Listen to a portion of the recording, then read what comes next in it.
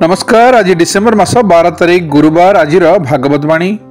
ब्रह्मा भगवान को स्तुति करी कहउछंती, जीव जे पर्यंत आपणकर अभयप्रद चरणार बिंदर आश्रय नहीं न थाए ताकू से पर्यंत धन जन घर द्वार बंधु बांधव भय शोक लालसा दीनता और अतिशय लोभ आदि जंत्रणा देउथांती एवं से पर्यंत ताहार मुँह ओ मोर रूपी दुराग्रह रही थाए, जहाँकि दुखर एकमात्र कारण।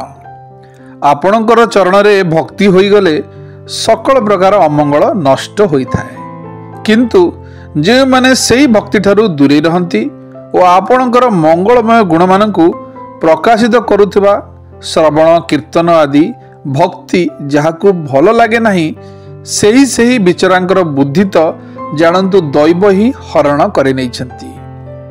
कारण सेमाने केवल इंद्रिय जनित नाम को मात्र सुख निमंते व्याकुल होई निरंतर दुष्कर्म रे ही बुड़ी रही थांती। सेहीपरि लोके बारंबार क्षुधा तृष्णा हेतु बात पित्त कफ आदि ती धातु हेतु शीत उष्ण वायु वर्षा हेतु पारस्परिक कलह हेतु तथा दुसह काम क्रोध हेतु बारंबार कष्ट पाती।